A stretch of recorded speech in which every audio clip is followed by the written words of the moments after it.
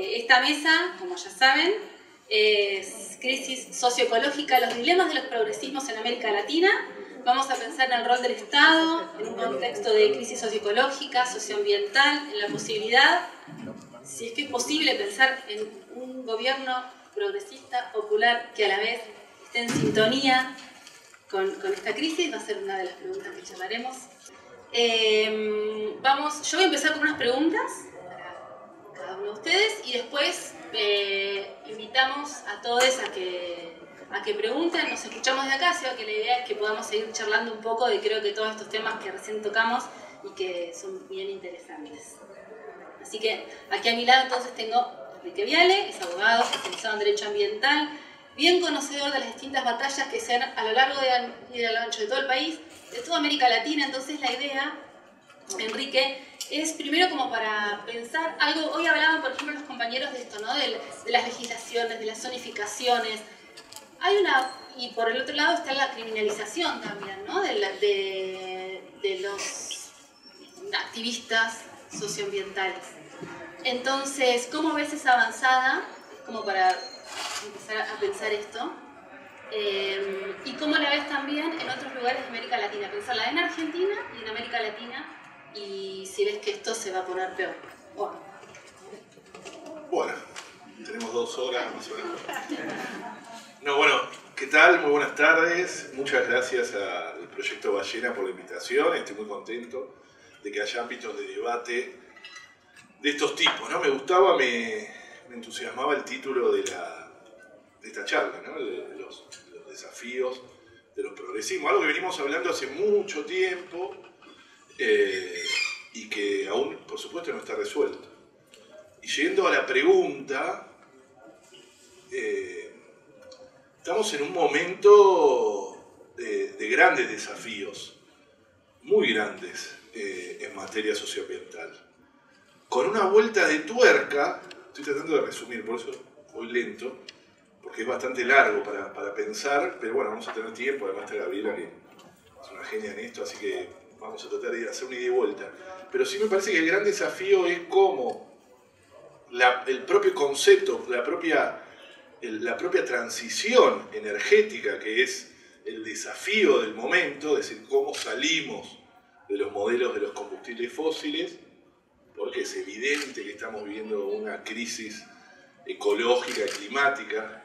Es tan evidente que es difícil contarlo, porque es el día a día, ¿no? Lo que hemos vivido este verano, etcétera, lo que se está viviendo en el mundo. Eso a nivel planetario, ¿no? Pero a nivel local también estamos viendo una vuelta de tuerca ahora en un nuevo altar, ¿no? Es decir, una nueva vuelta de tuerca de ataque hacia los territorios en un nuevo altar, que es la transición energética del norte, ¿no? No es la transición energética nuestra, ni siquiera la transición energética nuestra. Y en nombre de ese altar, o en ese altar, se vuelven a sacrificar los mismos territorios del sur, pero como dije recién, ahora con una nueva logia, ¿no? Antes siempre hay un altar, ¿no? Para sacrificar los territorios. Antes era en nombre del desarrollo. Todavía eso, por supuesto, que se usa. Pero ahora, con mucho más dificultad, uno de los desafíos más grandes en la región, y cómo veo esto de la persecución, etcétera, es cómo se abre un nuevo capítulo del extractivismo, con todo lo que eso conlleva: violación de derechos humanos, violación de los derechos de la naturaleza, pero en este colonialismo verde, o colonialismo energético, como queramos llamarlo, que está basado en que nuevamente América Latina sea la proveedora de naturaleza para, por ejemplo, que cada estadounidense tenga su Tesla propio, ¿no? Su automóvil eléctrico propio, o algún alemán tenga su BMW. Es decir, cambia. Es mucho más difícil incluso confrontar con esto, porque pareciera que si nos oponemos a esto, nos oponemos a esta transformación de los sistemas, en este caso, por ejemplo, automotores, ¿no? Esto sin cuestionar jamás, digo, esta transición energética que nosotros llamamos corporativa, de mercado, que tiene mucho dolor social, no cuestiona jamás los modos de consumo ni de producción del norte, sino que de forma lineal lo que dice: bueno, vamos a transformar nada más a pasar de automóviles a petróleo, etcétera, a automóviles eléctricos. Y el litio, por supuesto, lo vamos a poner nosotros en el norte. Y eso hace confundir incluso a propios ambientalistas del norte, que cuando nosotros discutimos estas cosas, muchos dicen, bueno, pero entonces que no hay salida, ¿cómo no vamos a cuestionar ahora esto? Pero incluso también de acá, que empiezan que también no miran críticamente lo que significa esta apertura, nosotros decimos, de nuevas violaciones de derechos humanos y de la naturaleza. Ese es un gran desafío, creo que del momento. Podría decir mucho más, pero de la primera pregunta, ¿no? Son varias preguntas. Sí, la idea es que charlemos. Por eso, sí. entonces... Pero yo te preguntaba, claro, por la criminalización, ¿cómo está avanzando? Si ves que es un tema a tener en cuenta, lo es, pero ¿cómo está avanzada? Y en línea también en América Latina. Sí, bueno, lo que quería remarcar en esto es que se abre un nuevo capítulo de violación de derechos humanos y derechos de la naturaleza, ahora con esta nueva lógica, ¿no? Entonces la ampliación de los extractivismos, ahora en nombre del colonialismo energético, es decir, el litio estaba fuera del mapa, más allá que había alguna explotación, estaba fuera del mapa, por ejemplo. Pero incluso perversamente, por ejemplo, Europa declarar el gas como una energía de transición, también abre una nueva etapa porque dice, bueno, Vaca Muerta va a ser parte de la transición. Entonces hay que bancarse Vaca Muerta. Y el offshore también. Más allá que el offshore tiene mucho de petróleo, ¿no? Pero bueno, lo ponen en la misma lógica. Entonces, más que transición energética, estamos viendo un momento de expansión energética. Eso conlleva, o sea, más extractivismo, menos democracia, eso siempre dice Maristela, o a más extractivismo, más violación de derechos humanos. Es la acumulación por desposesión que habla David Harvey, el geógrafo inglés, permanentemente. Es decir, el extractivismo necesita apropiarse de los territorios y en ese marco, en América Latina además, con mucha fuerza, en realidad en el sur global, en África también, lo hace a toda costa. Y quiere decir que lo hace también violando derechos de las poblaciones, derechos territoriales, e incluso matando, ¿no? América Latina es el lugar del planeta que más asesinatos tiene de defensores de la naturaleza. Defensores y defensoras de la naturaleza, aproximadamente 1 cada 2 días se asesinan en América Latina. Por supuesto que hay en otros países con mucho más recurrencia, como Colombia, México, Brasil.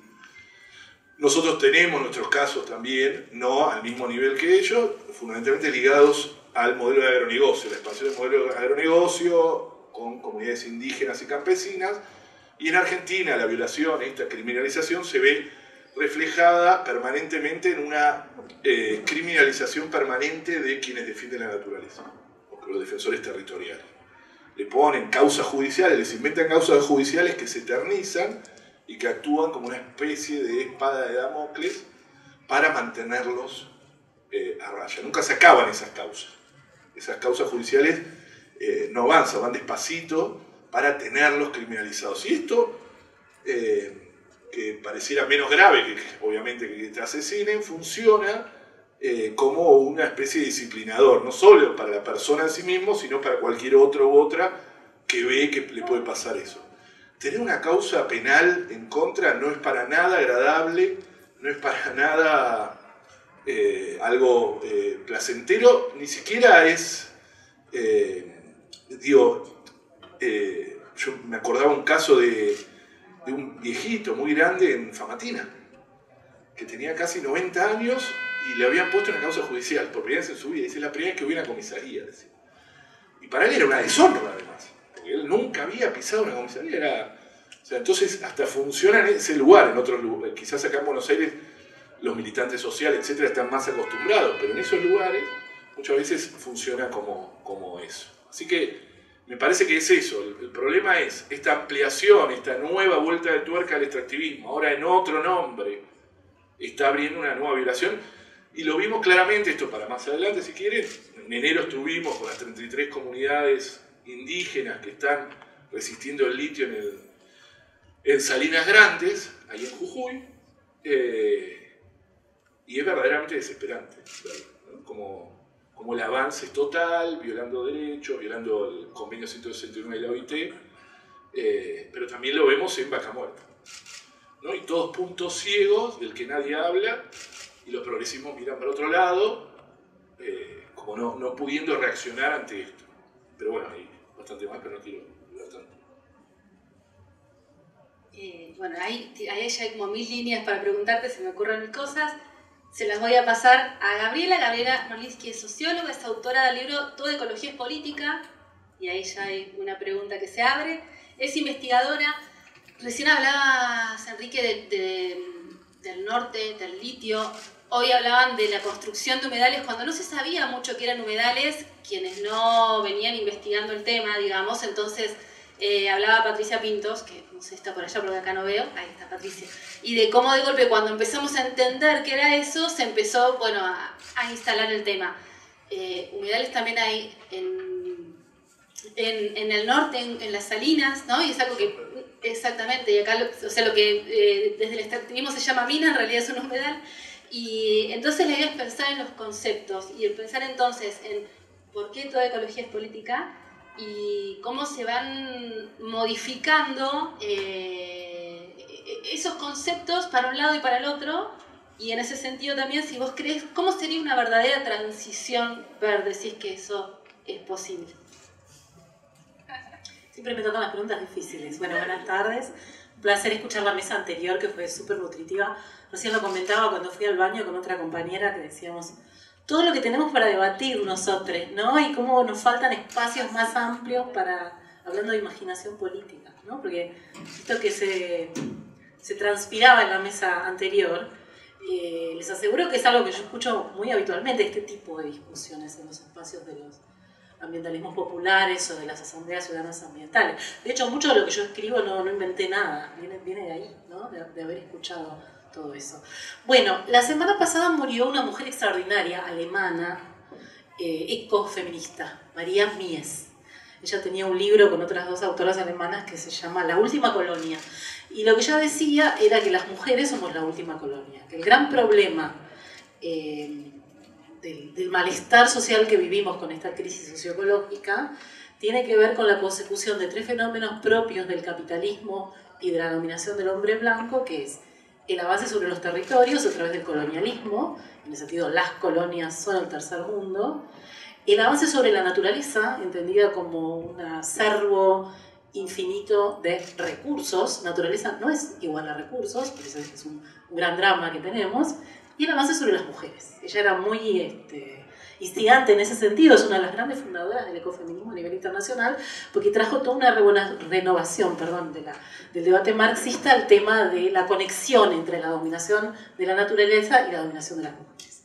Entonces ella decía, ¿cómo salimos de esto? ¿Por qué esto, cuya salida sería una sociedad en que se distribuya, se baraje y se dé nuevo, y donde los recursos, la idea de acumulación infinita no sea posible, porque es lo que trae ese estado de cosas, y además un cambio de mentalidad, de enfoque, de geopolítica, en relación a que esas colonias del mundo global, que son el tercer mundo, que son las proveedoras de naturaleza para el primer mundo, nunca van a salir de la pobreza en ese rol, implica pensarlo todo, barajar y dar de nuevo, ¿no?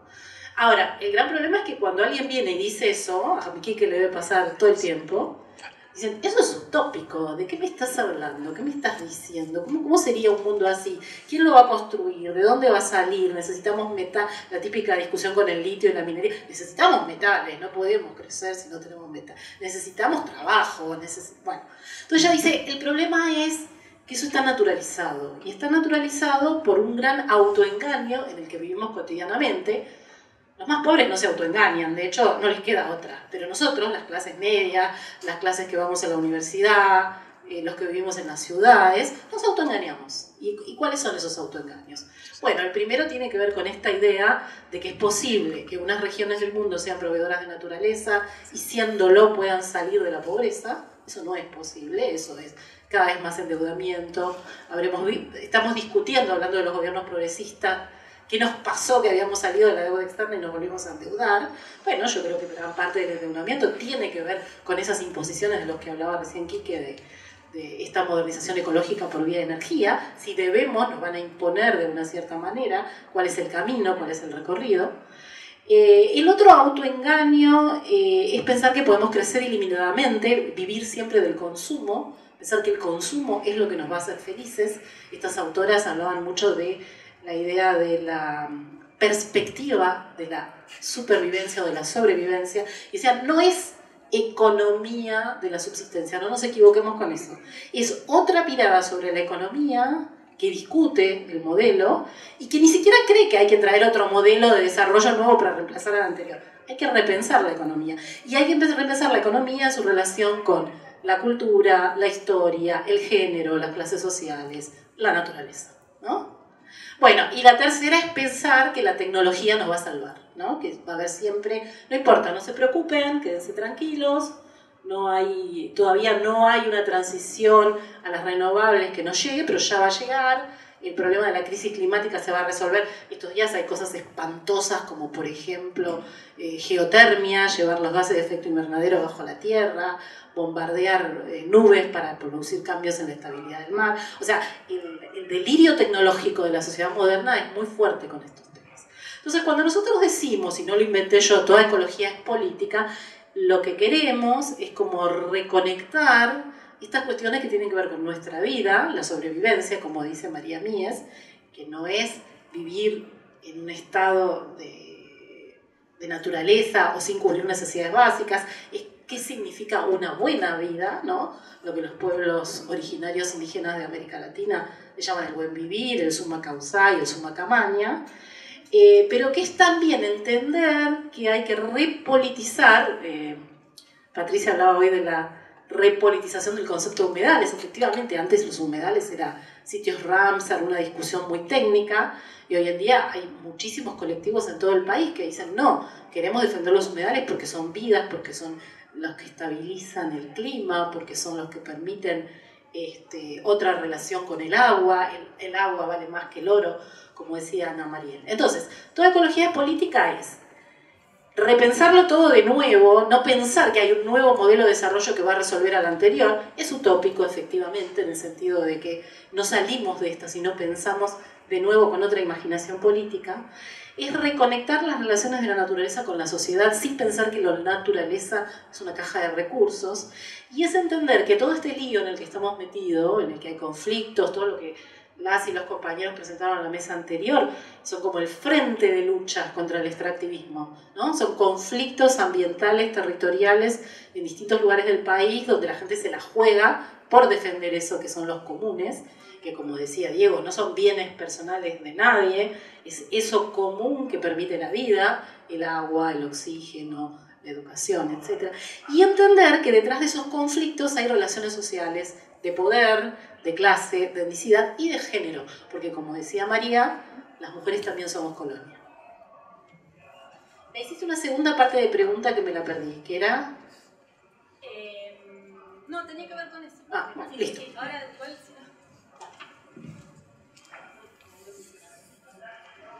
Pensaba en esto que decían, y bueno, la mesa un poco es invitar a pensar el lugar del Estado, ¿no? Y hoy también Diego hablaba de decir, bueno, no solo tiene que ver con cómo votamos o quiénes votamos, sino como repensar la estructura estatal, porque si no hay situaciones que se repiten. Y a la vez, eso por un lado, por el otro lado, este planteo que tenés vos, decir, bueno, hay que repensar todo en definitiva, porque hay una lógica, sino como que se choca una con el otro. Pero entonces, en el corto plazo, ¿cuál sería, o cómo ven ustedes que sería como un lugar plausible de pedirle al Estado como para acompañar medianamente estas luchas que son de todos, más allá de que haya un sector que sí las vea y otros que no? O sea, estamos todos en el horno, pero hay quienes los ven y quienes no, como decía. Bueno, no, antes que eso, para llegar a esa respuesta, creo que hay que discutir otras cosas. Uno, el momento, ¿no? Un momento complejo de una crisis ecológica y climática muy evidente, donde existe una especie, nosotros decimos ahí con Maristela, escribimos un artículo, decimos hay una especie de ceguera ecológica, ¿no? Es decir, una negación sistemática de lo que está pasando, ¿no? Nadie reflexiona, hemos vivido momentos distópicos propios de series o películas de ciencia ficción, estas distópicas, ¿no? La Black Mirror o cualquiera de estas nuevas, ¿no? Era eso de, ya la computadora te avisa, te dice si está nublado, si hay sol, y te dice que hay humo. Entonces, pareciera eso, ¿vieron? En los comienzos de una serie o una película que está el protagonista, yo me imagino así, porque me encantaría hacer una. En un espejo de esos modernos que te dice la temperatura, ¿vieron? Se está lavando la cara y le dice humo, entonces se pone un barbijo. Y eso pasó en Rosario este año. O sea, pasó. La gente salía con barbijo, no por el COVID, sino por... Y además de que, bueno, todo lo que significaba el humo. Es decir, una de las ciudades más grandes de América Latina vivió durante meses con humo y no pasó nada. No pasó nada. No pasó nada, no hay una persona presa, no hay un tipo o una tipa responsable, no hay nada. Entre otras cosas, en un momento se prendió fuego a los alrededores de una central nuclear, de Atucha, ¿vieron? Que estaba prendido fuego los pastizales que rodeaban Atucha. Que después además eso generó también parte del apagón, todo de los primeros capítulos de una serie o película, o la primera parte de una película distópica. ¿Vieron? En la primera parte es como que hay pequeñas cositas y después se va todo. Pero no pasa nada. No es tema de debate, no es tema de debate electoral, no lo va a ser, lamentablemente. Pareciera que la crisis social no tiene relación, un poco lo que decía el compañero Diego, que no hay relación entre la crisis social y la crisis socioecológica o ecológica, ¿no? Nos han separado eso, como nos separó la modernidad de la naturaleza, la puso como decía Gabriela, un lugar solo de explotación, de dominación, y además, como si pudiese dar recursos infinitos, no es tema de debate para ningún economista, para nada. Me parece que esto es clave para desarmar. Es muy interesante el libro El Manifiesto Político y Ecológico de Bruno Latour, y de otro autor que no me acuerdo el nombre, nunca me acuerdo, pobre, como que Bruno Latour es...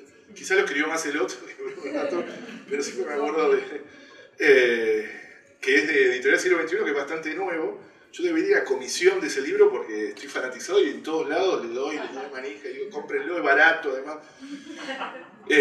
Porque es chiquito, entonces es barato y lo lees rapidísimo y lo relees, es interesantísimo, porque establece ahí, ahí empiezo a ir para la pregunta, establece ahí el propio título, el subtítulo lo dice, ¿no?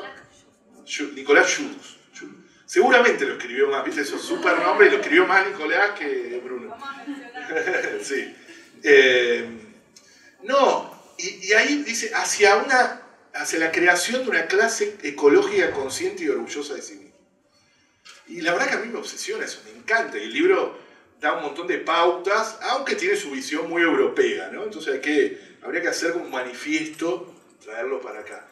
Pero tiene cosas interesantes y empieza ahí a decir, bueno, hay que pelear la hegemonía cultural, que es lo que el movimiento socioambiental hace. O sea, pelea y discute. Eso es lo que hay que discutir también en estos momentos y con el Estado también, ¿no? ¿Qué significa desarrollo? ¿Para qué queremos? ¿Qué es la energía? ¿Para qué la queremos? Un montón de cosas. Es disputar sentido común. Bueno, el libro lo dice, eso de hegemonía cultural a lo Gramsci, ¿no? De cómo disputamos sentido y podemos ganar, como le dice, y él lo dice, en el libro lo dice, como hizo el socialismo en su momento, como hizo el liberalismo incluso, no quiere decir que coincida, sino como lo hizo, que tenía su propia literatura, su propio arte, hasta su propia arquitectura. Bueno, el ecologismo también tiene que disputar, porque además tenemos razón, ¿no? La realidad nos da la razón, y mucho más en América Latina. Y ahí donde va, no podemos pelear la justicia social sin discutir lo que pasa en los territorios. Un poco también ahí lo sigo a Diego, en el sentido ese, no existe como compartimiento estanco dentro de un gobierno que decir, bueno, vamos a hacer, es muy parecido siquiera a los feminismos. Bueno, los feminismos también ganaron el feminismo. Un buen ejemplo es eso, como el feminismo ganó una batalla cultural enorme. En muchas cosas que estaban naturalizadas hace muy pocos años. Por eso yo tengo fe. Hace muy pocos años ahora son impensadas.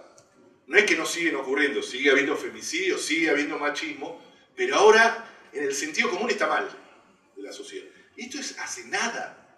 7, 8 años. O sea que incluso yo, que soy medio progre, todo lo que sea, he desnaturalizado un montón de cosas que tenía eso, y todavía tengo un montón, pero gracias al movimiento de mujeres.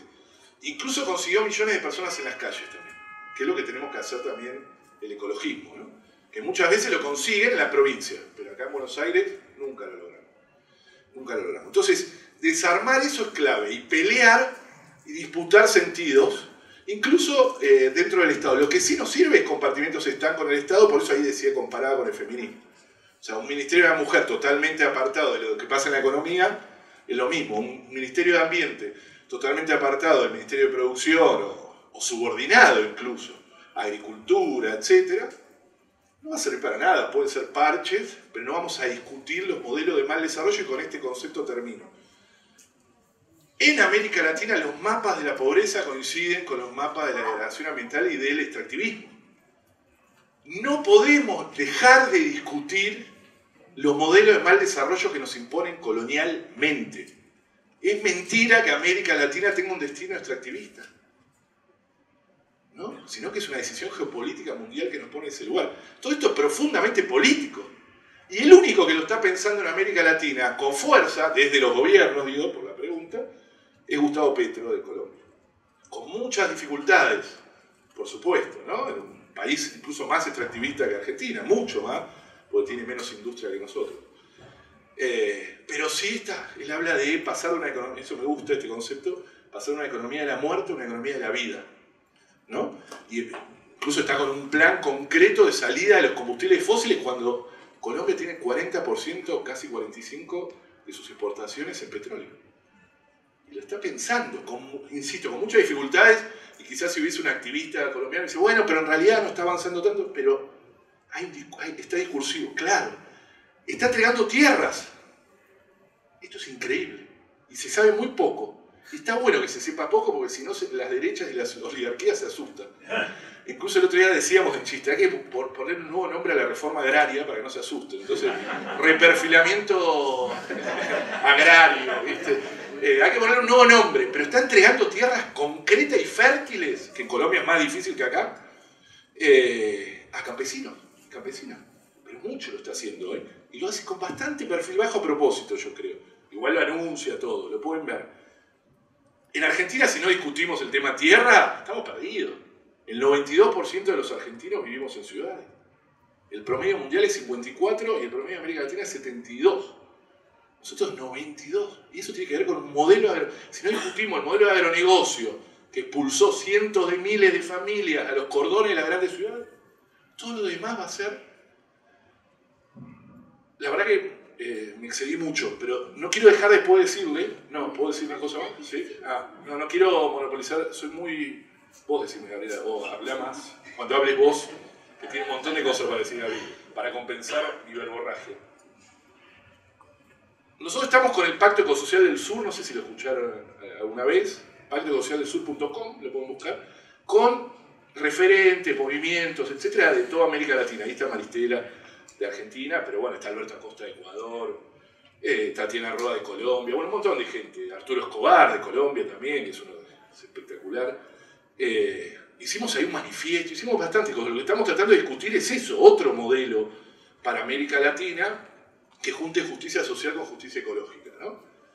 Que no hay una sin la otra. Y hay una de las cosas, ahí planteamos un montón de cosas, incluso planteamos de que no hay forma, o sea, que hay que pensar un nuevo sistema tributario, que hay que repensar la deuda externa, después podemos hablar de eso, o sea, no hay salida al movimiento, al modelo extractivista de América Latina sin repensar la deuda externa financiera, que es la que actúa como un círculo perverso entre la deuda ecológica y la deuda financiera, se van retroalimentando. Una va pidiendo la otra, ¿no? Va reforzando la otra. Y necesitamos los dólares para pagar, te lo dicen compañeros y compañeras. Dólares que nunca llegan, además, ¿no? Porque son modelos que ya sabemos de saqueo. En América Latina no hay salida social ni económica de América Latina haciendo más de lo mismo, más de lo que nos trajo hasta acá. Porque nos proponen eso, ¿vieron? Y el resultado es 60% de los pibes pobres. Y ahí hay un viejo concepto de Maristela que hablaba del consenso de los commodities, lo habrán escuchado, que es esa aceptación pasiva de ser exportador de naturaleza, ese consenso, como consensos atraviesa las izquierdas y derechas, ¿no? Como es un consenso que atraviesa todo, por supuesto que no es lo mismo ni la izquierda ni la derecha, yo no pienso eso, hay otra distribución, hay un montón de cosas que son totalmente diferentes. Pero en el modelo no cambia mucho. Pero estamos diciendo que ahora se está pasando al consenso de la descarbonización. Es decir, que es lo que un poco volver a la primera pregunta, es decir, solo toda la transición está basada en reducir las emisiones de gas de efecto invernadero sin tener en cuenta los impactos locales. Eso no, o sea, el modelo extractivista en sí no se discute. Y eso está siendo aceptado, lo veía hace poco con unos jóvenes de acá, que son supuestamente ambientalistas, que aceptan eso. Pero bueno, tenemos los minerales, tenemos lo que decía Gabriel un poco antes, tenemos los minerales, el petróleo, tenemos que aprovechar esta oportunidad, ¿no? Como reafirmando lo que nos mantiene en la pobreza. Así que bueno, es una gran discusión que creo que es fundamental darla ahora. Pero no tener miedo de darla. Ahí un poco volviendo a la altura es eso. Tenemos que estar orgullosos, tenemos que estar conscientes y tenemos que darla, sin miedo. Romper los consensos no es fácil. No es fácil para nada. Después podemos hablar, si querés, de eso, de cómo hay una etapa de cancelación del ambientalismo muy grande ahora, muy grande, y solo dejan un ambientalismo, que es el que le dije ahora, el que acepta este consenso de la descarbonización. Sí, de hecho pensaba en los lenguajes también, ¿no? Y en el tema de, por ejemplo, y ahora voy para Gabriela, voy a retomar la pregunta también de vos, ¿qué crees que en el corto plazo se le puede pedir al Estado? ¿Cuánto margen hay para pedirlo o no? Pero también, como para incorporar un poco, la idea de lo sagrado y la idea de volver en esta cosa, de este consenso de la descarbonización, se arrasa, digamos, como topadora con también otros tipos de lenguajes, con la idea de lo sagrado, con la idea de las comunidades que están en los territorios, y a veces te viene el discurso de señores con corbata y cómo hacerle frente a eso cuando hay que escuchar otra cosa que requiere otro chip. Te hago eso y después que circule un poco el micrófono para que tengamos tiempo de hablar todo. Bueno, sí, estamos un poco también navegando esto de gobierno y Estado, ¿no? Gobiernos progresistas que pedirle al Estado. Es un ABC de nuestra profesión, que no es lo mismo el Estado que el gobierno. Nosotros en Argentina tenemos una legislación ambiental que es muy interesante comparativamente con otros países, ¿no? La reforma constitucional del 94 incorpora el derecho al ambiente sano como derecho colectivo, y está esta idea que es la que recogieron las asambleas socioambientales, los colectivos, que es la de las leyes de presupuestos mínimos, ¿no? Todas las leyes que hemos tenido más interesantes y más disputadas, que vienen de abajo para arriba, que fueron conquistas populares, sociales, han sido las que han intentado al menos una arquitectura de política ambiental. La que tiene mayor cobertura a nivel del país es la Ley de Bosques, que propone ordenamientos territoriales de bosques nativos y que en cada provincia entonces hay que definir de forma participativa. Por supuesto que hay grandes disputas y discusiones sobre eso, sobre qué espacios dejarle a los bosques en cada lugar, y que hay áreas que son intangibles, intocables. Por supuesto tiene el problema, creo que lo decía Diego, de que no queda muy claro qué pasa con los que viven ahí históricamente y por ahí no tienen los papeles, no tienen la tenencia, pero son los grandes cuidadores de ese territorio. Y bueno, esa ley es del 2006 y fue muy disputada y muy peleada, como lo fue también después la de glaciares, que hoy se hizo mención, como lo es muy disputada ahora la de humedales, que todavía no se había sancionado. Pero bueno, detrás de todo ese esfuerzo y la enorme energía de movilización, lo que falta es acciones muy concretas de protección que se deriven de esas legislaciones. Porque hay otro elemento que es como el vaso lleno y el vaso medio vacío de esa reforma constitucional del 94, que es esta idea de que las provincias tienen el dominio originario de los recursos naturales.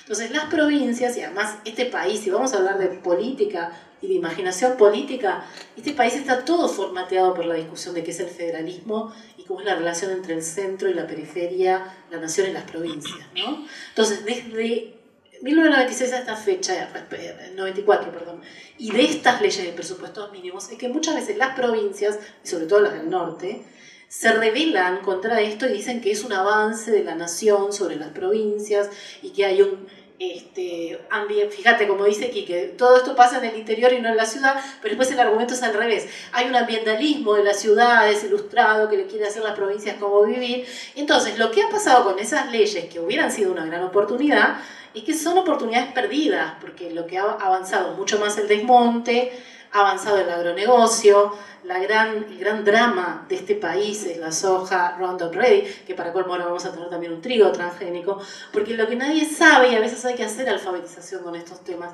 es que esa semillita, ese paquete tecnológico que se introdujo en nuestro país, se adapta a bajas precipitaciones. Antes no se podía plantar soja, ni en Chaco, no eran suficientes las precipitaciones. Pero ese cambio que fue la soja transgénica lo permitió. Y entonces tenemos este drama, que es la maldición de los recursos, como dicen muchos economistas, que es que para tener dólares tenemos que exportar, y que para exportar y ahí vienen los gobiernos progresistas. Hay toda una épica de la discusión de los gobiernos progresistas con la 125 y con el campo, cuando en realidad este modelo de desarrollo se sostiene con esa oligarquía, que ya ni siquiera es oligarquía, son medianos productores, son rentistas, entonces es súper estudiado por muchos grupos del Instituto Gino Germani, entre ellos Diego Domínguez, que estuvo antes, la querida Norma Giarraca, Miguel Teua, que es un cambio brutal en el capitalismo del campo, que no lo analizamos suficientemente, y que es lo que define que haya expulsión de población hacia las grandes ciudades, mucha pobreza en el campo de los que se tienen que refugiar en el poco territorio que queda, y una enorme tecnificación, expulsión de mano de obra, riqueza, por supuesto que la hay, pero riqueza que va toda para afuera, ¿no? Entonces hay una discusión central respecto del Estado, que es qué política vamos a tener para orientar la economía, qué lugar tienen los territorios en esa política, y si vamos a poder seguir pensándola como parece que la seguimos pensando para equilibrar la balanza exportadora. Porque mientras buscamos equilibrar la balanza exportadora, los territorios se vacían, los bosques se desmontan, los glaciares no se protegen, y vamos teniendo cada vez menor riqueza ecológica, biodiversidad, que es lo que debería ser, lo que tendríamos que discutir, no para dentro de 3 generaciones, es para la próxima, porque la crisis climática ya es una evidencia completa. Los informes del IPCC, que siempre nos decían, bueno, en 30 años, en 50 años, hoy se corre todo el tiempo el plazo, 2030. Nosotros tenemos un plan de ciencia y técnica que es a 2030, si vos pones control F y buscas la palabra clima, no está en ninguna parte. No hay ningún país del mundo que no tenga política climática de acá al 2030, porque está publicado en todos los diarios del mundo, que eso ya es una realidad. Este año hay un problema muy serio con los mares, hay un calentamiento que nadie sabe explicar. Y se cree que la aceleración de temperatura que se esperaba para el 2030 va a llegar en apenas 10 años, y eso va a ser muy difícil la vida. Por supuesto que se resuelve por vía del capitalismo, con todo lo que decía Quique, ¿no? Modernización ecológica, los Teslas para los ricos, pero ¿qué va a pasar con los grandes contingentes de poblaciones que viven en las ciudades, en barrios populares, que no tienen acceso a agua, que están localizados sobre los sitios de inundación de las grandes cuencas, ¿no? Matanza, Riachuelo, Reconquista, estuvimos hablando del problema de los humedales, pero no hablamos del otro problema, que es que los pobres vivan en esos sitios de inundación. Entonces, por supuesto que hay que discutir políticas de Estado, pero implica repensar los territorios y la relación con la producción y el consumo. Si no vamos a discutir los modelos productivos, probablemente el sendero siga siendo cada vez de mayor pobreza y mayor crisis y déficit en términos ambientales y ecológicos. Entonces no es solo el gobierno, es el Estado, pero es también salir de esa maldición de los recursos que nos dice la balanza exportadora, conseguir los dólares. Son soluciones cortoplacistas, no nos van a resolver el problema de mediano plazo. Ya circula, porque la idea es que pregunten, pero me quedo pensando también para los dos, porque es algo que decía hoy Enrique, y es esto, es solo porque pensar, o sea, pensando en las propuestas progresistas, que todos modos caen en la idea de desarrollo y se habla de, bueno, sí, pero el litio, o sea, como ahora es el litio como salida, ¿no? Digo, es solo porque por no enfrentarse a poderes, o hay un desconocimiento también de lo que significa mirar de manera integral esto, porque pensando también en lo sagrado, pensando en esto del calentamiento de los mares, claro, que hay como una idea, ¿no? De cómo saber, es todo un ciclo y todo tiene que ver con todo, digamos, y si no entendemos eso, es difícil contrarrestar estas propuestas también. Entonces, es solo que no hay intención o hay desconocimiento también de cómo incorporar la idea de naturaleza. Sí, sobre lo sagrado es muy difícil contestarlo en 2 minutos y sin hacer una generalización medio esencialista, ¿no?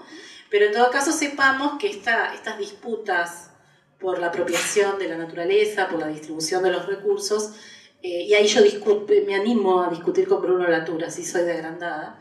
Es una disputa que se cruza con cuestiones de clase, etnia, grupos originarios, pueblos indígenas. Entonces, si vos vas a mirar un conflicto, en cada lugar vas a encontrar un sentido distinto. Si vos vas a Perú, por ejemplo, hay una mujer muy conocida a nivel internacional que es Máxima Acuña, que es la última mujer que no quiso entregar su tierra a pesar de que la minera le iba a pagar una fortuna. Y a pesar de que la minera, ella defendía las lagunas, la propuesta de la minera era secar unas lagunas y mover un acuífero a otro lugar, diciendo, no te preocupes, las lagunas van a estar allá. Y ella decía, no, porque no es el mismo agua. El agua es este territorio con su paisaje y con la historia de los que vivimos ahí. Entonces ahí hay cuestiones, no sé si sacralidad, pero cuestiones que tienen que ver con otras ontologías, otras formas de entender la realidad, que están muchísimo más ligadas a la forma en que pueblos originarios indígenas lo han vivido a lo largo de la historia. Pero sin buscar casos tan extremos, porque es difícil llevar estos casos a nuestra vida en ciudades, en el ejemplo que traía Kiki de las 33 comunidades en Salinas, ellos hicieron un trabajo maravilloso en los últimos 6, 7 años creo que lleva eso, que es crear un protocolo de consulta previa para las comunidades que tenga en cuenta no solo lo típico que se hace en las consultas, que son los estudios de impacto ambiental, cuánta agua va a tomar, por dónde va a ir el camino, sino la sociodiversidad. Ellos hablan de eso, de que para preservar la biodiversidad también hay que preservar la diversidad cultural. Entonces ellos tienen un protocolo que es previo a todo el avance del litio, que lo habían hecho con la provincia de Jujuy, con el gobernador, en el cual había una metodología de consultas previas que se llama, fíjate qué bonito, Huellas de la Sal, Cachi Yupi, le pusieron en nombre indígena.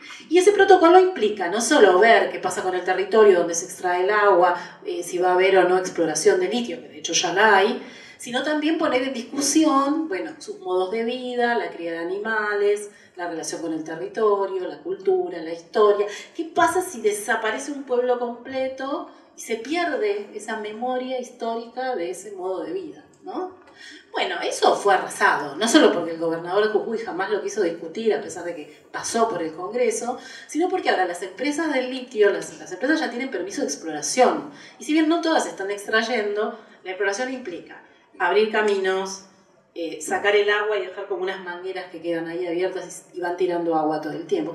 Y avanzar sobre algo, que es lo que no discutimos, que son los salares, que son humedales. La ley de humedales no sale por eso, porque habría que proteger esos salares y nadie quiere proteger lo que es a todas vistas una extraordinaria mina de recursos para extraer el litio. Entonces, no sé si es tanto decir lo sagrado como empezar también, y eso también es una cuestión de alfabetización ecológica, cultural, social, de entender que hay otros pueblos que tienen otras ideas sobre cómo quieren vivir. Y hace 2 años me tocó estar en una mesa virtual con gente de las comunidades. Y uno de los líderes decía, nos vienen las empresas y nos hablan de sustentabilidad y de cómo podríamos hacer un acuerdo para que las prácticas sean sustentables. ¿Qué sustentabilidad? Nosotros hace años que vivimos acá, casi no consumimos nada del mercado, nos autoabastecemos, criamos animales que son transhumantes y que conviven con el espacio. No extraemos el agua, no la extraemos para usarla, nos alcanza con ese pequeño pozo. ¿No es eso ser sustentable? ¿Qué cosa nueva debería pasar acá para que seamos sustentables? Entonces, bueno, son todas esas las discusiones que están implicadas en estos debates sobre ambiente e imaginación política. ¿Alguien quiere hacer alguna pregunta? Acá se escucha, así que solo con que suban un poco la voz. ¿Algún comentario o algo? Los de la mesa anterior. Sí. Bueno, mientras... Bueno, para romper el hielo, entonces, tomo algo que Quique dijo. Que Gabriel y Quique ahí están en una cuestión que me parece un punto interesante. Para llegar a tu pregunta ¿y los gobiernos? ¿Qué deberían hacer? ¿El gobierno y Estado? ¿Qué debería suceder? Quique decía, se prende fuego frente a Rosario, llega el humo a Rosario y no hubo ni un preso. Y de ahí está bueno agregar a esto que dice Quique, que sí hubo presos. Hubo una familia de apicultores isleños que la policía los fue a buscar, los golpeó y se los llevó detenidos, acusándolos de incendiar, porque ellos habían hecho un cortafuego para que no les destruyeran todas las colmenas. O sea, hubo presos. Entonces ahí es interesante ir a la segunda parte de todo lo que expuso Gabriela, bueno, esto de el mal desarrollo, el extractivismo, sabe que hay alternativas. Por eso socava esas alternativas para controlar los territorios. Necesita convencer a esa comunidad de que no son sustentables, con violencia necesita, ¿no? Porque sabe, reconoce que hay alternativas a ellos. Y los gobiernos también lo saben. Ahora, es verdad, no hay, cuando uno dice, bueno, ¿cuál es la alternativa al extractivismo? No es una. Gabriela lo dijo, son múltiples. Hay que ir a cada lugar, no podemos darle una respuesta en un segundo. Cuando el periodista en C5N te interpela y bueno, no, pará, no te puedo decir las 10 recetas que el empleado de extractivismo sí te va a decir. Porque ellos es un plan global. Ahora, esa multiplicidad, ¿por qué los gobiernos, por qué los progresistas no apuestan a eso? Si ya tenemos la receta alternativa del extractivismo, la tenemos. Los territorios lo tienen, hay conocimientos, sean desde lo sagrado o desde otras construcciones. Mismo por volver al ejemplo de los apicultores. Exportamos miel, que la hacen apicultores familiares, sean isleños o de otros lugares. Y pueden exportar, hasta podríamos conseguir dólares con las economías familiares, comunitarias, cooperativas. Ahora entonces, de vuelta a la pregunta, ¿por qué eligen los progresismos el mal desarrollo?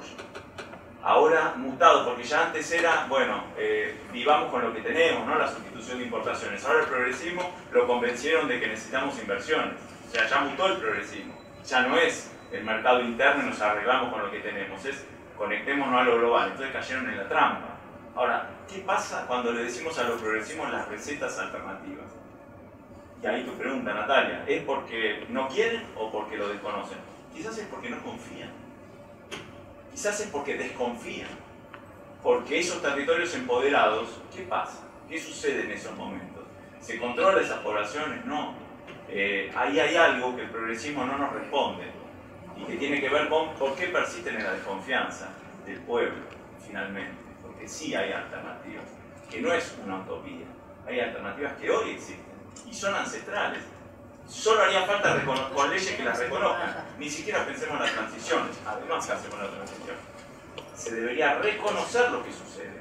Hay un presente de potencias que podrían ser alternativas al extractivismo. ¿Por qué no las reconocen? ¿Por qué no le dan aire? ¿Por qué no le dan fuego? Los progresistas.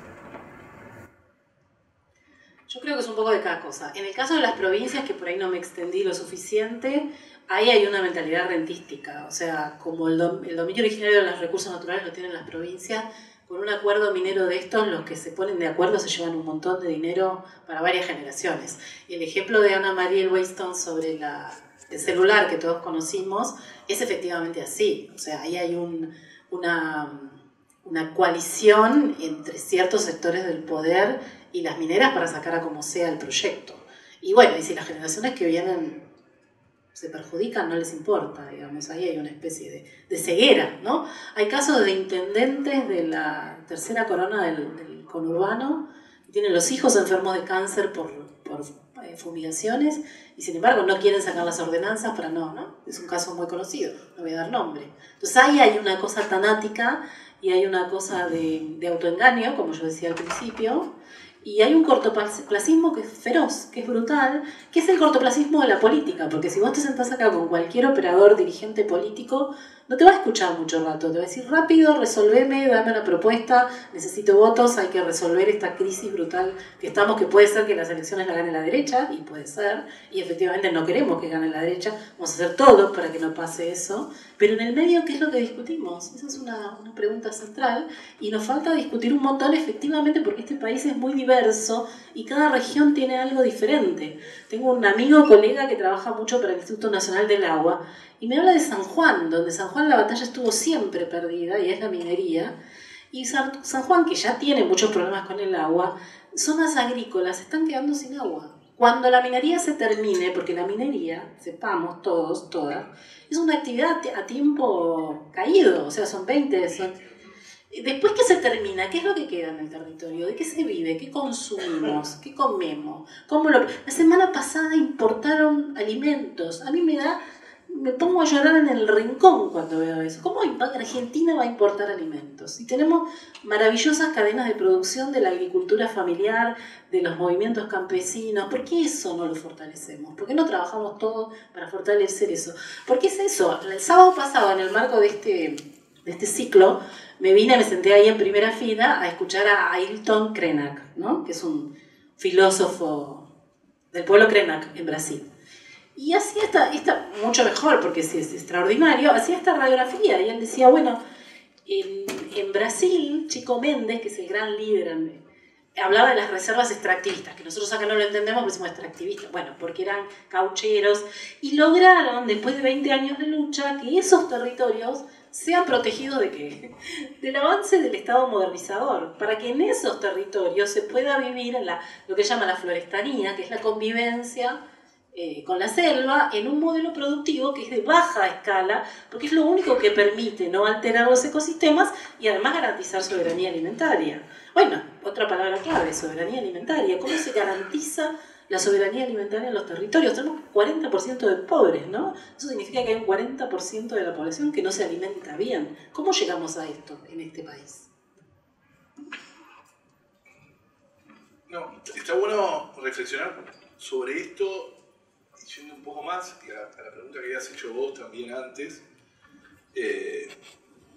¿por qué no discutimos esto? Bueno, un poco, y ahí un poco engancharlo con lo que veníamos hablando.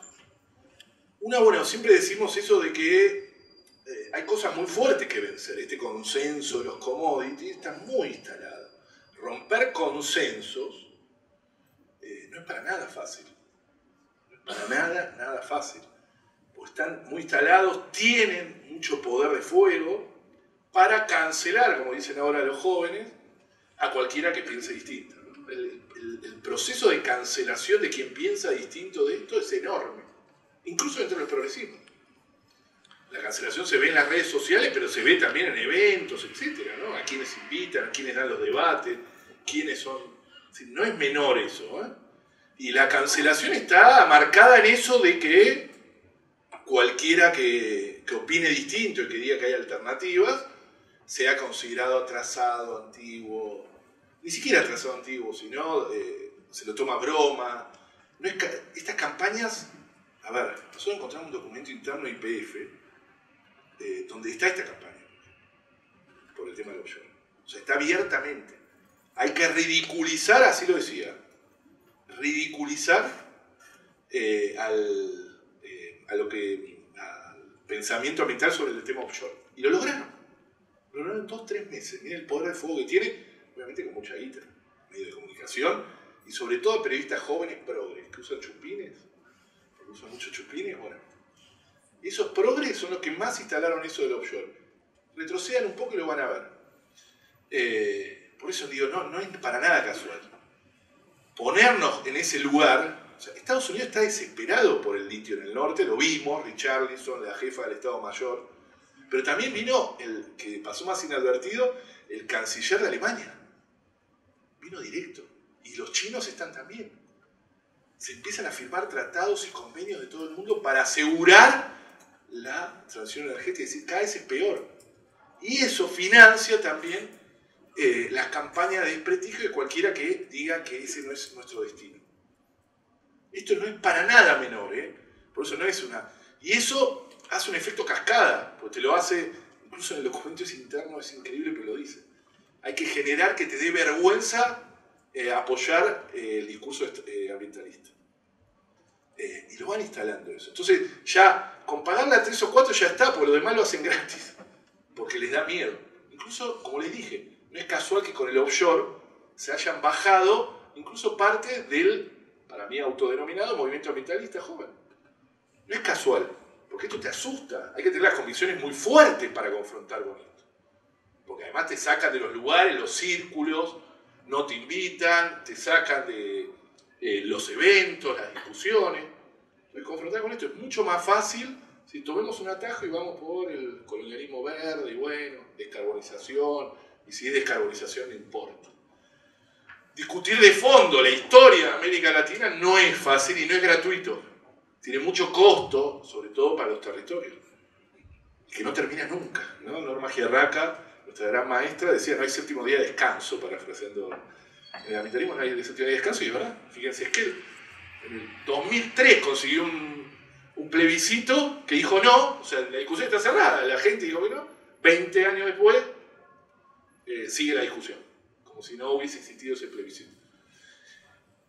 Y esto está basado también, y eso lo decimos en alguno de los libros, no es un concepto nuestro, pero sí que lo rescatamos, el tema de la mirada del doradista que existe en América Latina, ¿no? El dorado, que era esa ciudad llena de riquezas, que el que la encontraba se iba a salvar, en la época de la conquista, ¿no? Y que actuó como un gran imán, que en realidad no existía. El dorado era un mito, no existía, pero que actuó como hizo. Y esa mirada, hasta fíjense que el aeropuerto de Bogotá se llama El Dorado, no es casual, la entrada a Colombia se llama El Dorado. O sea que mantiene, eso dice que está instalado en nuestro imaginario del latinoamericano ese descubrimiento súbito, mágico que nos va a salvar. Vaca muerta nos va a salvar. ¿Cuántas veces nos dijeron eso? 10 años tiene Vaca muerta. El 60% de los pibes bajo nivel de pobreza. Pero y los van corriendo los dorados. Y ahora el dorado nuevo es el litio. Ahora sí, con el litio nos vamos a salvar. Y nadie se anima a discutir las verdaderas causas de la pobreza estructural que tiene que ver con modelos de mal desarrollo que expulsan cientos de miles de personas del campo a los cordones, a mal vivir a los cordones de la ciudad. Si no discutimos eso, la tierra, todo lo demás serán parches. Y de eso quieren, y termino con esto, y para eso crearon como un nuevo ambientalismo, en el sentido que acepte eso y tenga una crítica menor, y obviamente no critica el trigo transgénico, no critica obviamente el offshore, no critica Vaca muerta, no critica la minería, no sé qué tiene de ambientalismo, es como si fuese un feminismo que no esté a favor del aborto, que no esté en contra de la igualdad entre el hombre y la mujer, no sé, pero bueno, no se podría llamar feminismo, ¿no?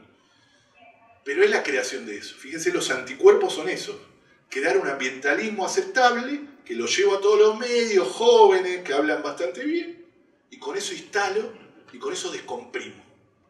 ¿No? Descomprimo la presión que puedo dar de los territorios, y para los progresismos es mejor, porque a la derecha no le importa descomprimir, total. Pero para los progresismos tener un ambientalismo así es totalmente lo descomprime. Descomprime esa presión, ese punto ciego que pasa en los territorios. Hay manos levantadas. Sí. Sí,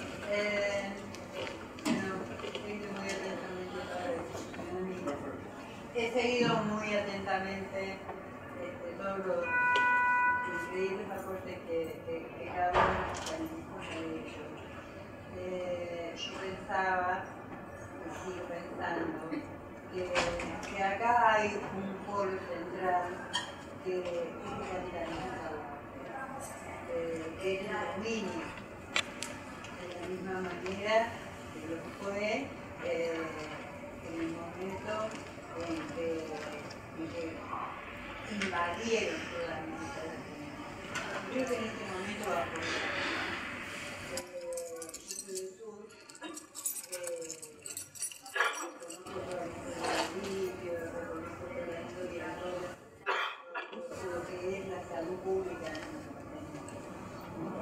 en esos lugares absolutamente desconocidos de la Patagonia. Y soy una absoluta convencida de que detrás de todo esto hay un capitalismo, hay un poder absoluto de Estados Unidos y de sus aliados que pretenden todo esto y que va a ser extremadamente difícil oponerse, que hay que hacerlo, que hay que hacer este tipo de discusiones, este tipo de debates, la participación, la información. Pero creo que hay dos polos.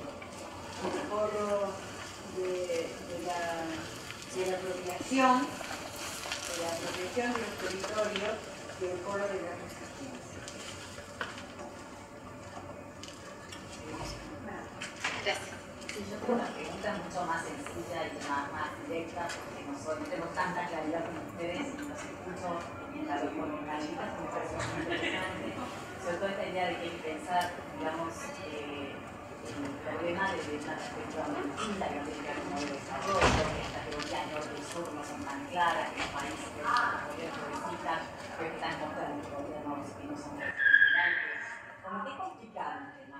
Mi pregunta, pensando en la experiencia del movimiento de mujeres, es ¿cuáles son los actores? Como dijiste vos, Gaby, por ahí no tiene que ver en el corto plazo, pero en el mediano y largo plazo. ¿Qué son actores del cambio? O sea, ¿cómo la ven ustedes que conocen el tema? ¿Y cuáles son los vínculos internacionales? Porque no hay movimiento, o sea, si uno ve la experiencia de las mujeres, los vínculos internacionales han sido muy importantes, ¿no? O sea, hay que salir un poco de lo nacional. Los temas no son nacionales. Entonces mi pregunta va por ahí. ¿Por dónde está hoy esta construcción de este nuevo actor de cambio, ¿no? En dirección de lo que ustedes están diciendo? Porque veo que todo está más focalizado sobre lo nacional, obviamente es muy importante lo nacional y lo federal, pero ¿qué pasa con lo internacional? ¿Se entendió la pregunta? Sí, se entendió. Yo le pregunto, no sé. Agregamos otra más. Yo, 23 años tenemos la ley de bosques. ¿Sí? No funciona. Pero no funciona porque se hizo de Buenos Aires sin conocer la realidad de las provincias. ¿Sí? Las provincias tienen, yo soy misionero nacido en una familia que llegó en 1924 con una empresa para el desarrollo del tabaco en esa región y nos quedamos. Y le puedo asegurar que Misiones hace un esfuerzo desde 1986 con un Ministerio de Ecología propio, que es el primero y único que hubo en el país en ese momento. Hubo una legislación de protección del bosque de los años 60 y no puede frenar el desbosque. ¿Por qué? Por la gran cantidad, ¿no es cierto?, de familias que necesitan vivir, pues el crecimiento demográfico es permanente.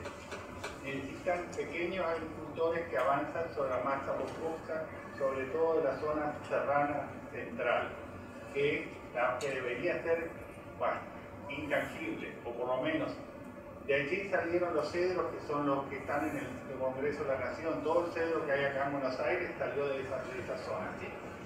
Las empresas de acá, asentadas acá, sacaron toda la madera que pudieron.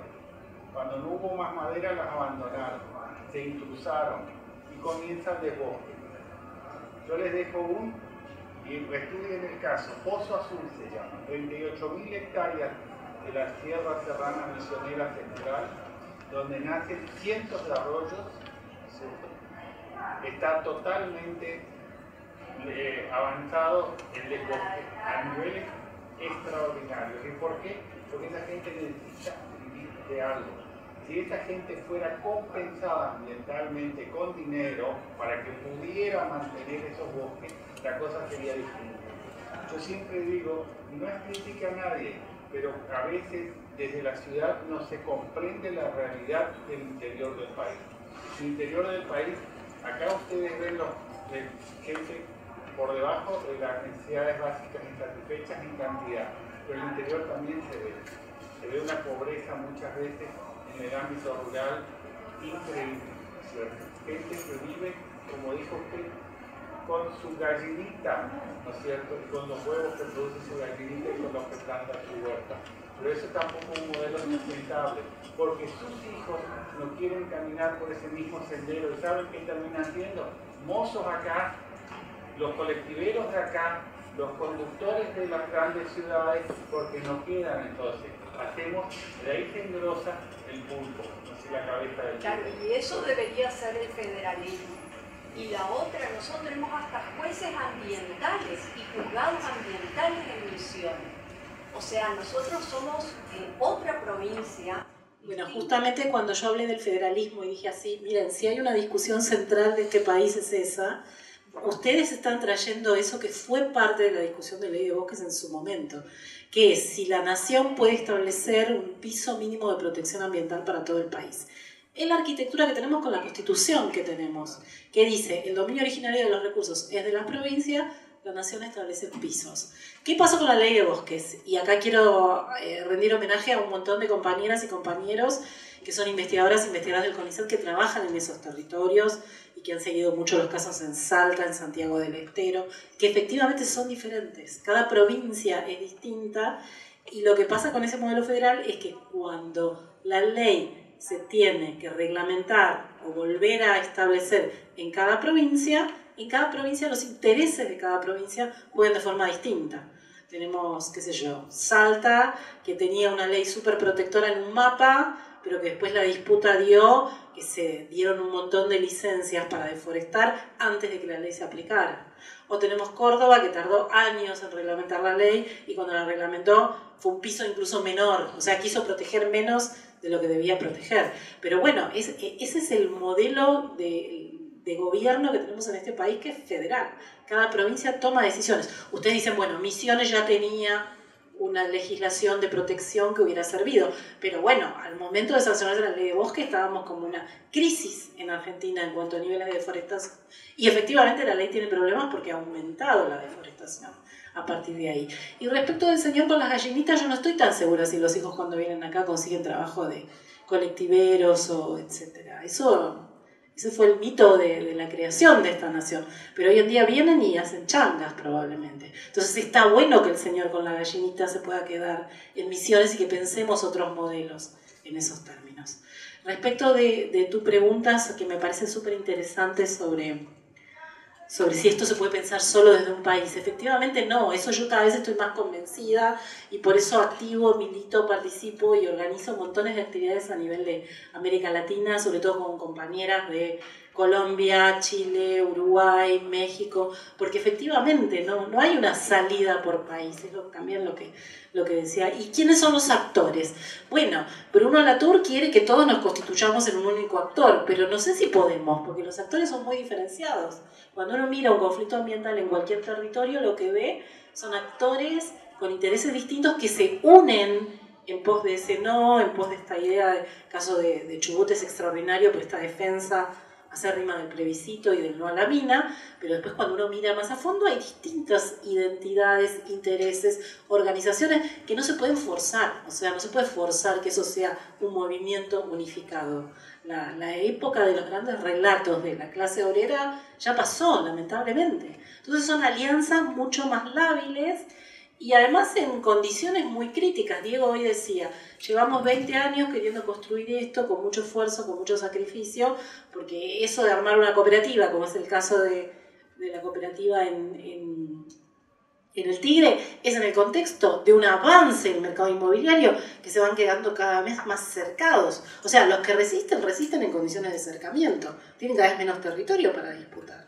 Entonces también es un poco injusto que se le pida que tenga la respuesta, ¿no? Cuando entramos a la parte de qué deberían hacer los gobiernos, bueno, lo tenemos que hacer entre todos, no sé, acá no hay expertos para esto. En todo caso estamos exponiendo un cuadro de situación que es bastante desconocido porque en los medios no sale, efectivamente, y que es bastante desconocido también en las capas intelectuales, en la gente que hace el debate de la política en este país. Pareciera como que tenemos un disco rayado que discutimos siempre las mismas cosas, y estos temas que ya ni siquiera se puede decir son los temas del futuro, son los temas que están acá, ahora, que nos aquejan en este preciso instante, la crisis energética, la falta de oxígeno por la quema, los problemas de los agrotóxicos que dañan a la salud, el aumento brutal de casos de cáncer que tenemos por esos son problemas de ahora.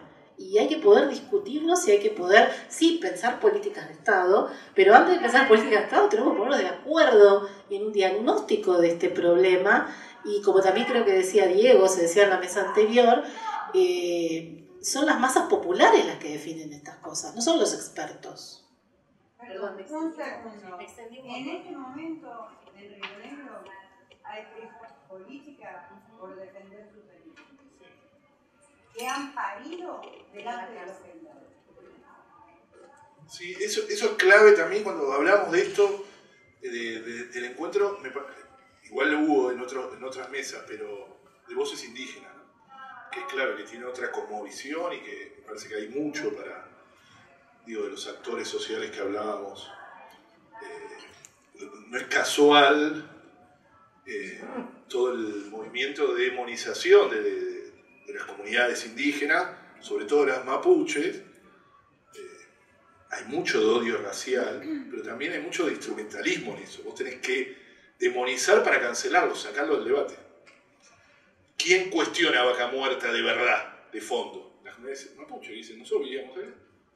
Entonces hay que sacarlos del debate, ponerle un mote, son extorsionadores, esto, lo otro. Increíble, eso funciona así rápido, ¿no? Y lo lograron, no hay debate con eso. Con el movimiento ambiental también con otra lógica, ¿no? De sacarnos del debate. Yo soy muy defensor de las leyes, o sea, no creo que las leyes sean la solución para nada, pero sí las leyes, las grandes leyes, los grandes debates que fue como la ley de bosque, la ley de glaciares y el proyecto de ley de humedales, un poco lo dijo antes Patricia en la mesa anterior, sirven para politizar y dar debate, o sea, mientras tanto, más allá del resultado de la ley, son muy buenas para discutir. Porque con la ley de bosque pudimos discutir, llevar al más alto nivel, por lo menos tratar de discutir el modelo de agronegocio. Con la ley de glaciares también con la minería, no se discutía la minería, la ley de glaciares destapó, no se discutía a nivel nacional, digo, sí en las provincias, pero a nivel nacional era un punto ciego, nadie hablaba de esto, o sea, en el Congreso no se hablaba, la última ley sobre minería que había salido en el Congreso era de 1996, que era la ley de inversiones mineras, que es la de saqueo. Después vino y después no hubo nunca más nada. A pesar de que tuvimos 12 años de gobierno kirchnerista y bueno, y ahora 4, sí, progresista, nadie se animó a tocar, por ejemplo, las leyes de inversiones mineras, que son las que rigen el litio, entre otras cosas, el cobre, etc. El litio en Argentina tiene una legislación que paga 1,6%. 1,6%. En Chile, o sea, lo tenía Piñera, no es que lo puso ahora Boric, 40%. Puede llegar a pagar. Y acaban de estatizarlo. Sí, relativamente, pero más allá de eso, o sea, tiene más facilidad en eso de nacionalizarlo por la característica que no es federal, etc. Acá no discutimos, nosotros yo laburé con Pino Solana y teníamos un proyecto de ley que era declarar los recursos naturales estratégicos, otro que era crear una empresa nacional de litio y otro derogar la ley de inversiones mineras. Bueno, eso nunca salió de un cajón que lo pusieron en la Comisión de Minería. Ni siquiera eso, no te estoy diciendo discutir de fondo, etc. Era empezar a desarmar y dejar algo más o menos para dar un debate.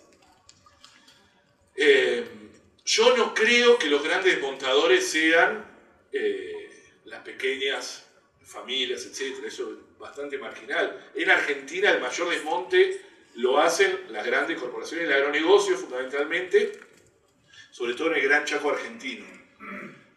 Misiones para mí tiene que prestarle mucha atención a algo que está pasando en América, en el Cono Sur, además con un discurso verde atrás, que es el tema de las plantaciones exóticas, de árboles exóticos, que es para mí un drama enorme y que no tiene debate en Argentina. En Corrientes ya hay 500.000 hectáreas. En Uruguay hay 1 millón de hectáreas, ¿no? En 10 días se queda sin agua Montevideo, de pino y eucalipto sobre todo. Y en Chile ni les cuento los grandes incendios relacionados con eso, porque además son las peores. Eso va avanzando con un discurso verde, no se discute, un extractivismo, digo, una figura extrema más del extractivismo que vino nuevo. La salida regional, no tengo duda, coincido totalmente, la salida del extractivismo, así como es una problemática regional, la salida también lo es de la misma manera. Si nosotros tenemos que pensar, por ejemplo, porque nos dicen, ¿ustedes quieren vivir sin minería? No, bueno, pensemos qué minería necesitamos para América Latina. A ver, ¿para cuánto? ¿Para qué? ¿Minería para qué? Por ejemplo, nosotros consumimos, entre comillas, porque no se consume, pero el 3% del oro del mundo y América Latina da el 15% del oro. El mineral que menos usos tiene, además, ¿no? Pero en cada mineral, incluso de cobre, etc., la proporción es parecida. ¿Sí? Entonces hay que pensar minería para qué y para quién. Digo, ¿queremos minería para que cada alemán tenga su BMW eléctrico? O sea, ¿para eso vamos a sacrificar nuestro territorio? ¿O para pensar una salida a otra escala, en otra lógica? Por supuesto que hay que pensarlo eso. Lo mismo para la transición energética, no se puede salir de un día para otro de los combustibles fósiles, pero hay que pensarlo. Y eso es regional. Nosotros tenemos algunos recursos que no tiene Brasil, etcétera, y al revés, ¿no? Bueno, Brasil tiene casi todo. Pero digo, Chile, Uruguay. Es decir, la salida es, ahí yo veo una luz, o sea, veía antes con mucho más fuerza. Petro está intentando de ese lugar, incluso lo habla regionalmente con el tema de la deuda ecológica. El reclamo de la deuda ecológica para mí tiene que ser pero temas centrales. Yo sería un loco de eso. Soy un loco, pero digo, si tuviese una responsabilidad de gobierno, o sea, como tiene, Petro va y la pide, la exige. Se reunió con Biden y se la pidió. En la ONU no para de decirlo. ¿Quién le debe a quién? ¿Quién le debe a quién? Porque la deuda externa funciona como dijimos antes, como parte de ese círculo vicioso de apretarnos, decir, bueno, necesitamos más, expandir el modelo, todo, porque necesitamos los dólares. Si nosotros pudiésemos, de alguna manera, compensar, y la deuda externa además que es ilegítima, fraudulenta, todo eso, pero más allá de eso, tenemos un mecanismo ahora, que es esto, de reclamar la deuda ecológica y ponerla, pero al pie de igualdad, como ellos nos piden con números, dice 5.522,33 centavos, nosotros también le tenemos que decir así, de empezar a ponerle números concretos. Les puedo asegurar que es mucho más. Además, una cosa, la deuda ecológica incluye la deuda climática, pero no es todo. La deuda climática es la desigual responsabilidad sobre quien puso el estado de cosas en...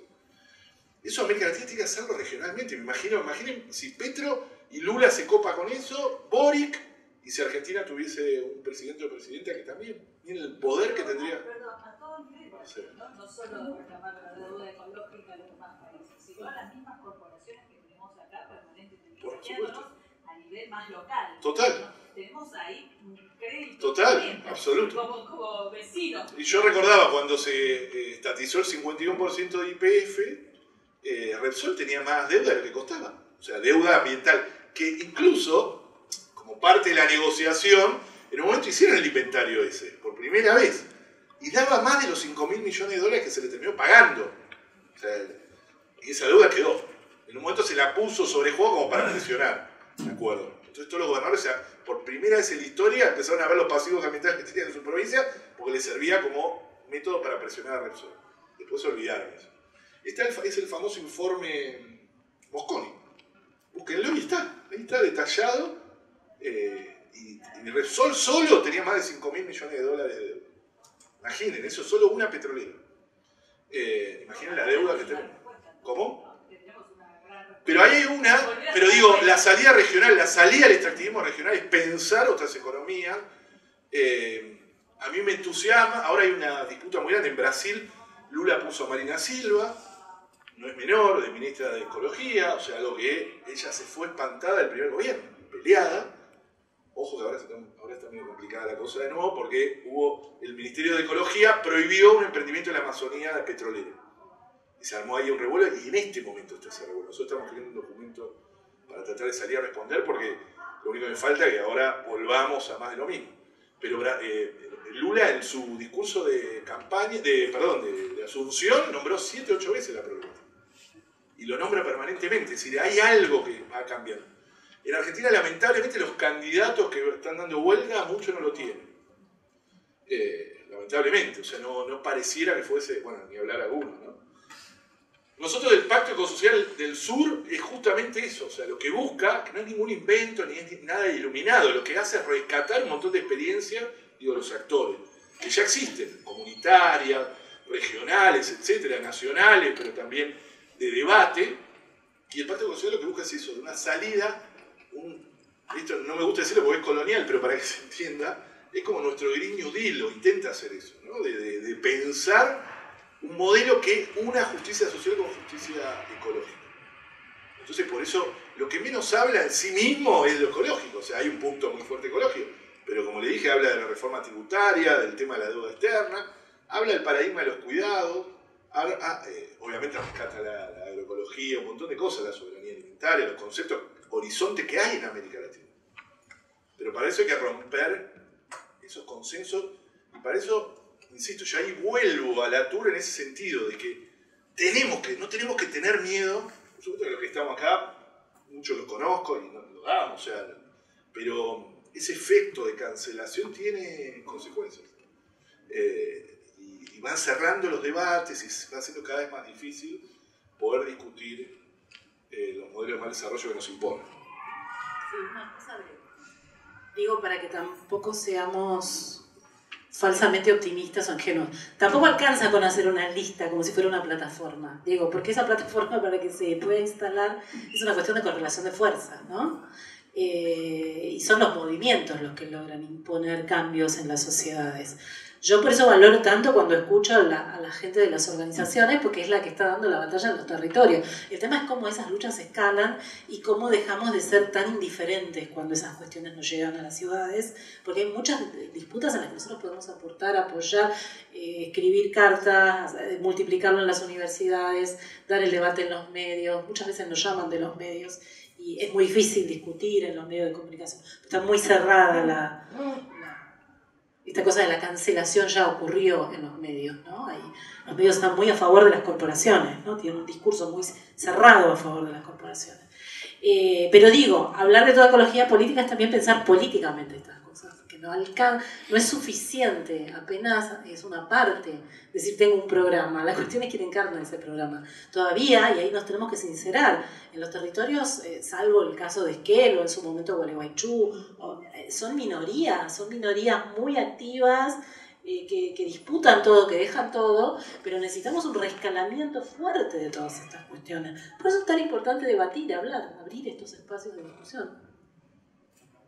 Totalmente. Bueno, se nos fue la tarde, la verdad que es un gusto escucharlos. Celebro yo también que estemos acá en Buenos Aires hablando de estas cosas, porque a veces se pierde, no solo cuando llega el humo, que llega del delta, de las quemas, y ahí nos enteramos, sino no pasa eso. Así que, bueno, se celebra eso. Muchísimas gracias a los dos. Buenísimo escucharlo. Y a seguir discutiendo y buscando espacios para hacerlo, ¿no? Y acá también, o allá, o donde sea, pero en el encuentro. Y gracias a todos.